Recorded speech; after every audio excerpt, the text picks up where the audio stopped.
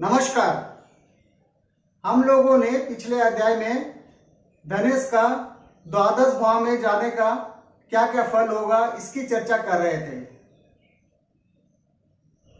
इसके अंतर्गत हम लोगों ने धनेश का लग्न से लेकर छठे भाव तक जाने का क्या क्या फल होगा इसकी चर्चा कर ली थी। आज अध्याय संख्या 124 में हम लोग धनेश का छठे भाव से लेकर अर्थात छठे भाव के बाद अर्थात 7वें भाव, 8वें भाव, 9वें भाव, 10वें भाव, 11वें भाव तथा 12वें भाव, इन भावों में यदि धनेश जाए तो क्या फल हम लोग कहेंगे। आइए समझते हैं। धनेश यदि सप्तम भाव में स्थित हो, धनेश यदि सप्तम भाव में स्थित अर्थात लग्न से सप्तम भाव गएगा। अपने भाव से कहां स्थित है? 1 2 3 4 5 6, अपने भाव से या छठा भाव में स्थित है और लग्न से सप्तम भाव में स्थित है। तो हम लोग यहां फल क्या कहेंगे? यहां से हम लोग सांसारिक सुख की बात करते हैं तो हम लोग यह कह सकते हैं कि धनेश जो है अपने धन को सांसारिक सुख भोग में लगा सकता है, अर्थात अपने जीवन में भोग विलास के पीछे ज्यादा खर्च कर सकता है। यहां से हम लोग व्यवसाय की भी बात करते हैं क्योंकि यह दशम से दशम भाव होता है। तो जातक व्यवसाय में निवेश कर सकता है। यहां से हम लोग पार्टनर की चर्चा करते हैं। हो सकता है कि जातक पार्टनरशिप का व्यवसाय करे और उसमें निवेश करे। यहां से हम लोग यात्रा की बात करते हैं। जातक यात्रा करना पसंद करेगा और यात्रा में खर्च भी करेगा। इस प्रकार हम लोग इसे समझ सकते हैं। आइए अब आगे बढ़ते हैं। धनेश यदि अष्टम भाव में स्थित हो, यदि धनेश 8वें भाव में स्थित हो तो लग्न से यह 8वां भाव है तो यह भाव अच्छा नहीं है, परंतु अपने भाव से कहा गया है 1 2 3 4 5 6 7, अपने भाव से यह 7वां भाव गया है। तो 7वां भाव जो होता है वह हमेशा उस भाव का भोग के विषय में बतलाता है। तो यह अपने भाव धन भाव से यह 7वें भाव में स्थित है तो धन के भोग के विषय में बताएगा। तो अर्थात जातक धन का तो भोग करेगा ही, धन का सुख उसको प्राप्त होगा और भोग भी करेगा, परंतु लग्न से 8वें में स्थित है तो इसका भी रिजल्ट करेगा। तो इसका रिजल्ट क्या हो सकता है? हो सकता है कि जातक जो है वह बिना समझे बुझे आवेश में आकर धन का निवेश कर दे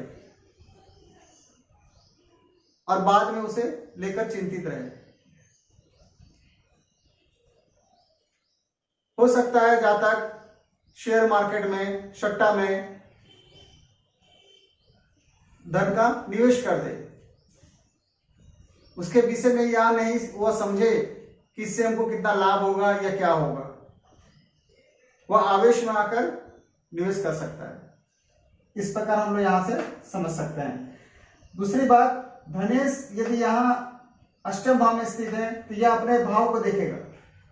तो धनेश यदि अपने भाव को देखेगा तो धन भाव तो बलवान होगा, तो धन भाव जब बलवान होगा तो जातक को धन का सुख प्राप्त भी होगा।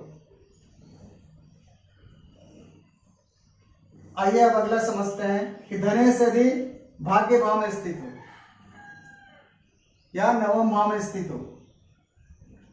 धनेश यदि नवम भाव में स्थित हो तो यह अच्छा है।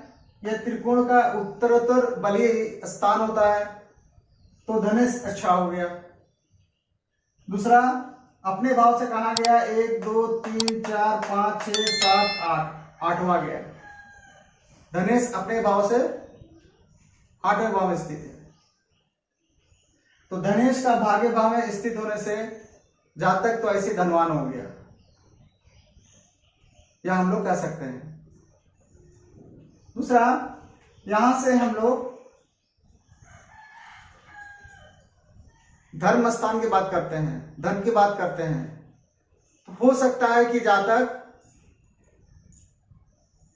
धार्मिक प्रवृत्ति का हो और धर्म कर्म में अपने धन को खर्च कर सकता है, दान पुण्य वगैरह कर सकता है, अपने धन को लगा सकता है, और ऐसा करने पर उसे यश की भी प्राप्ति हो सकती है। तथा नवम भाव में बैठने से धनवान तो होंगे ही होंगे, इस प्रकार हम लोग समझ सकते हैं। आइए आगे बढ़ते हैं। धनेश यदि दसम भाव में स्थित हो, धनेश यदि दसम भाव में स्थित हो तो यह लग्न से 10वां भाव है, तथा अपने भाव से कौन सा भाव हो गया? 1 2 3 4 5 6 7 8 9, अपने से यह 9वां भाव है। तो यहां हम लोग अच्छा करेंगे, हम लोग कह सकते हैं कि जातक जो है व्यवसाय करने में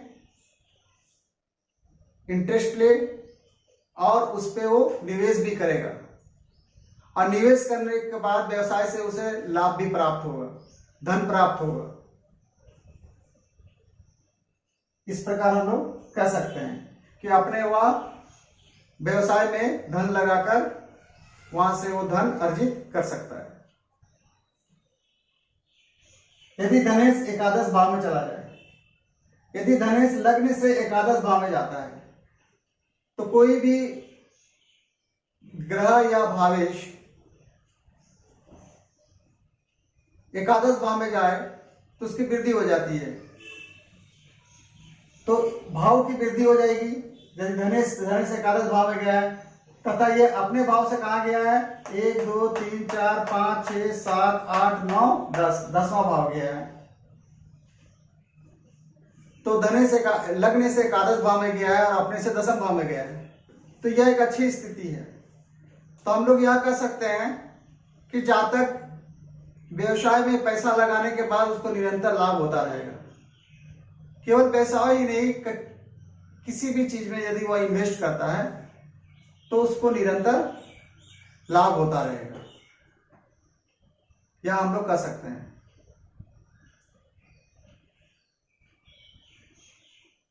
धनेश यदि द्वादश भाव में जाए, धनेश यदि लग्न से द्वादश भाव में जाए, 12th हाउस में जाए, तो 12वां भाव दुख स्थान कहलाता है। अपने से कहा गया 1 2 3 4 5 6 7 8 9 10 11, अपने भाव से यह एकादश भाव में गया है और लग्न से द्वादश भाव में गया है। तो धन के मामले पे या धन की दृष्टि से हम तो समझेंगे तो यहां पर धन का बहुत ज्यादा धन से लाभ नहीं होगा, क्योंकि धनेश द्वादश भाव में स्थित है तो यह व्यय का स्थान होता है। तो यहां पर जातक का धन खर्च हो सकता है कि जातक को ऋण भी लेना पड़ सकता है।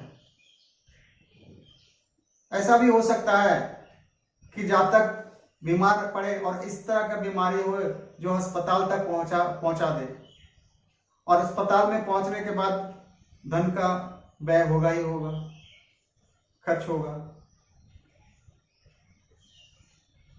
तो इस प्रकार भी हो सकता है। तो हम लोगों ने धनेश का लग्न से लेकर द्वादश भाव में जाने से क्या क्या फल होता है इसे अब जान चुके हैं। आप लोग भी स्वयं से इसे प्रयास करें तो इसका लाभ अधिक से अधिक मिलेगा। आज बस इतना ही रखते हैं। उम्मीद करता हूं कि आप लोगों को यह छोटा सा ज्योतिष का ज्ञान पसंद आया होगा। यदि पसंद आया हो तो कृपया चैनल को सब्सक्राइब, लाइक तथा शेयर करें। इस वीडियो को अंत तक देखने के लिए आप सभी का बहुत बहुत धन्यवाद। नमस्कार।